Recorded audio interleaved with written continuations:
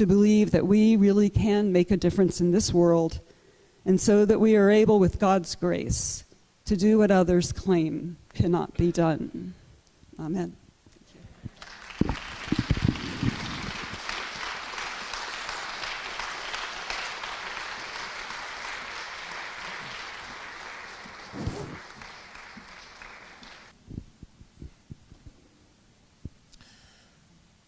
My name is Bishop Royster. I'm the Executive Director of Power Interfaith here in the state of Pennsylvania, the state of Pennsylvania's largest faith-based organizing movement. The late Howard Thurman, in his book, Jesus and the Disinherited, asked this question: what does your faith say to people with their backs up against the wall? I would dare say that for many of the faith traditions, especially those that have claimed whiteness, that what you tell people is go to hell. And that here in the city of Philadelphia, if you have melanin in your skin, that basically on a daily basis you wake up in the morning feeling like you are going to hell. You're going to hell because you don't know if you can get from where you are to your destination without being worried about being hassled by the police department. You're going to hell because you're worried about making sure you can pay a mortgage on a property that should have been in your families a long time ago, but they keep making you refinance over and over again and increasing the interest rates. You're going to hell because you're sending your children to school, in a school that is not often equipped to give them the best education possible. And at the root of this fact that you're going to hell are white Christian nationalists and Christian nationalists of the evangelical, the fundamental, and the mainline churches that have basically said, you don't matter. The very fact that there are multiple Methodist Episcopal denominations existed because of what happened at St. George's Church some 200 years ago, and the rift still has not been healed. So before folks say, well, I don't go to one of those evangelical churches, no, y'all mainline folk, you still have problems too.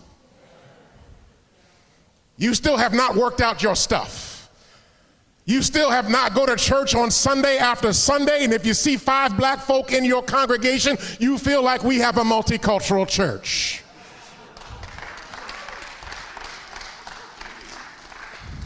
The reality is that when we're dealing with racism and oppression and white supremacy and white Christian nationalism, it has a 400-year head start in this country that has permeated every institution, every organization, every faith tradition over and over again. And many of us who try to get closer in proximity to whiteness are satisfied when we are able to be blessed because we can act like white folk. Racism and oppression manifests itself in multiple levels, and we have to have some honest conversations. It's not just personal. You can't just say, I've got a black friend, and somehow or another that doesn't make me racist. Because there's systemic racism, there's structural racism, there's economic racism, and there's cultural racism. And when we want to have a conversation about reparations, it's not enough to talk about the interpersonal. And notwithstanding what has been said in this room today, it's not just enough to talk about money. Because you can give us money today, change the laws tomorrow, and extract that which you have already given us and send us right back to hell. If we're not prepared to have a deep conversation about changing the culture in our society, tearing down the institutions that have supported oppression over and over again, whether it is government structures, whether it's educational institutions, whether it is even our faith traditions, if we're not prepared to decolonize all of them, then to talk about reparations is an absolute waste of time.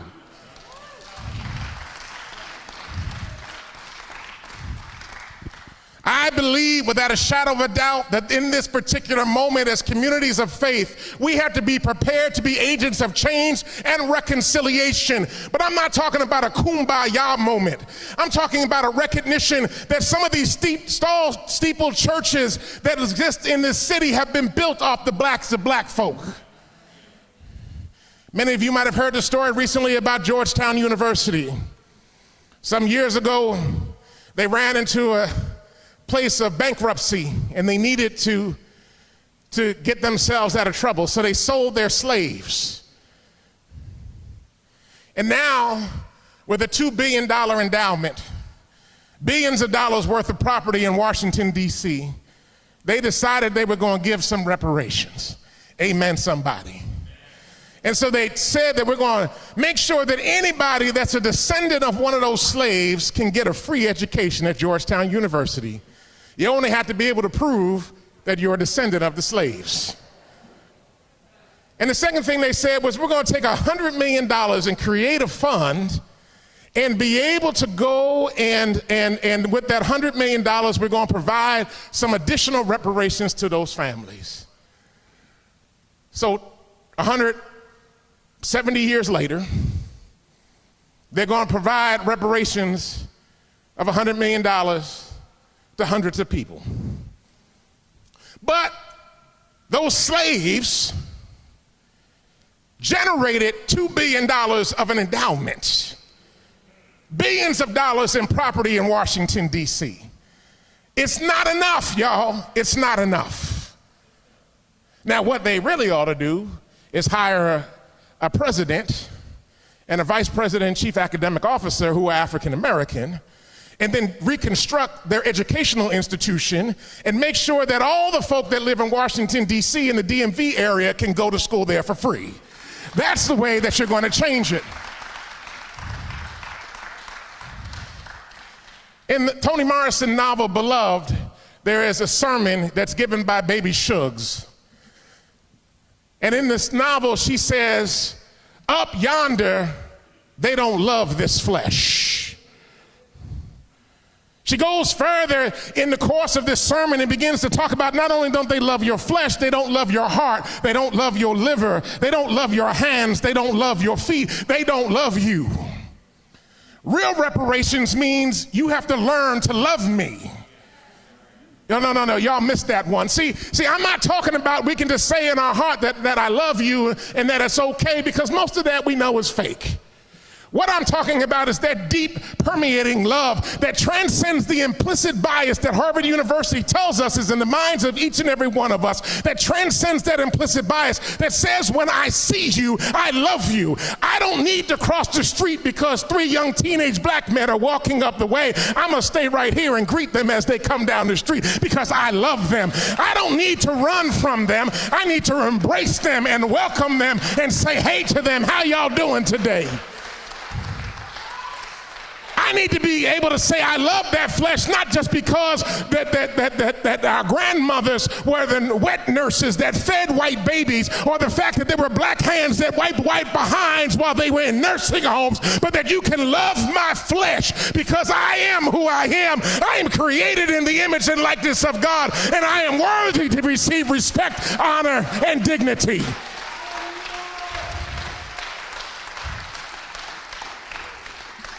We have the audacity to say, in places where, like we're fighting with power, trying to get education funding reallocated. Beloved, time out for talking about equality. Equality is not enough. We need equity, because generations upon generations upon generations have been denied their due in this nation. How many times when we go to the state capitol do we hear over and over again, well, if we reallocate the money, what happens to the districts that already are getting what they have? You'll be taking from them. And what I'm being told is that rich white kids are more important than poor black and brown kids. I need some of y'all to go get your cousins in them. And stop avoiding Thanksgiving dinner. Y'all need to go home and go have a conversation with them. Let me just be clear. I don't want anybody to have trauma. I don't want anybody to have trauma. But some of y'all are avoiding your people, and they're continuing to inflict the trauma upon my people.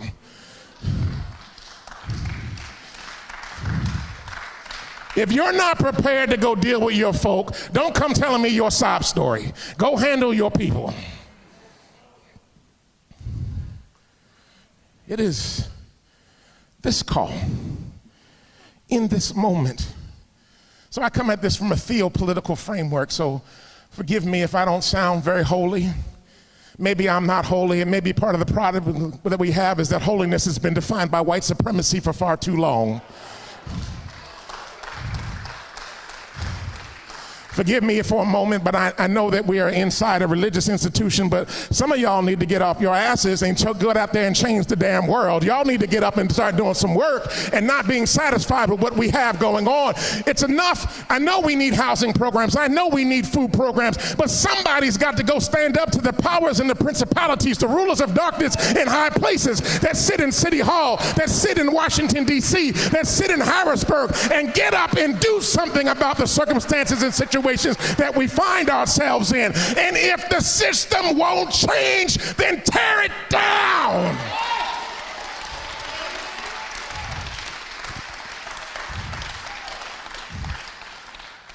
When George Floyd was killed, murdered, assassinated, the protests rose up here in the city of Philadelphia.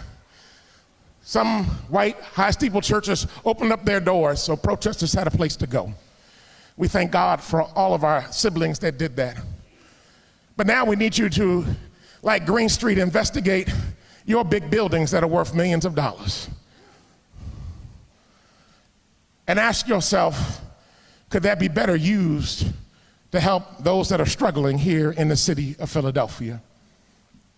We need to ask in this particular moment, one of the things that we were able to get past, and I know that two of the commissioners are here tonight, Commissioner Elder Melanie DeBose and Commissioner Hassan Bennett are members of the Civilian Police Oversight Commission that passed here in the city of Philadelphia by ballot measure. But we need to ask the question, does the city council and the mayor still believe in the Police Oversight Commission so black folk have a place to go when the police act crazy, or are they going to try to underfund it for the sake of cutting out its needs and not giving it the power that it needs? Y'all got real quiet on me on that. See, I don't want to talk about reparations up here and have great theoretical and intellectual conversation when people are dying here on the streets of Philadelphia. Let's make sure that the mayor puts the money where it needs to be. Let's make sure that there's full fair funding in the state of Pennsylvania. We got a few weeks left before the budget is finished. Can we make sure that we finally get funding that needs to come here to Philadelphia and school districts of color all across the state? Can we make sure that that happens?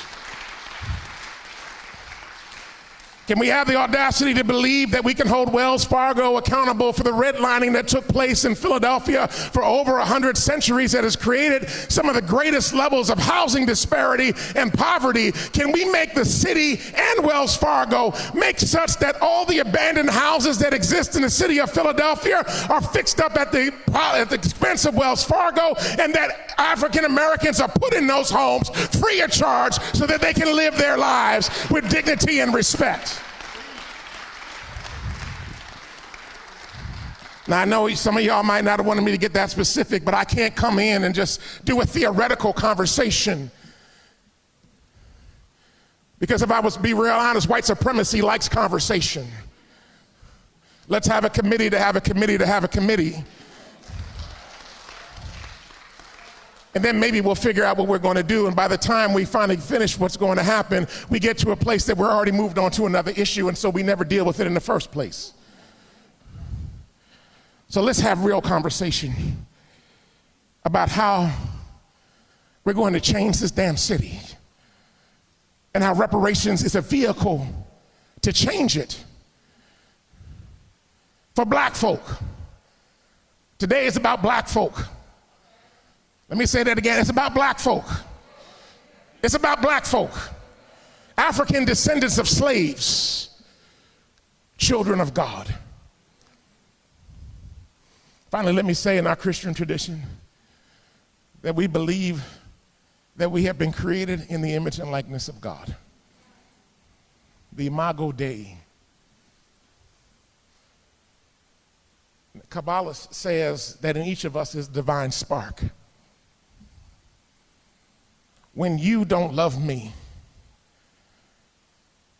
because of my flesh, when you don't love my heart, my feet, my hands, when you don't love my neck because you'd rather see it in the noose than be set free to swivel and tell you the truth. then you're not just hating on me. You're hating on the God that created me.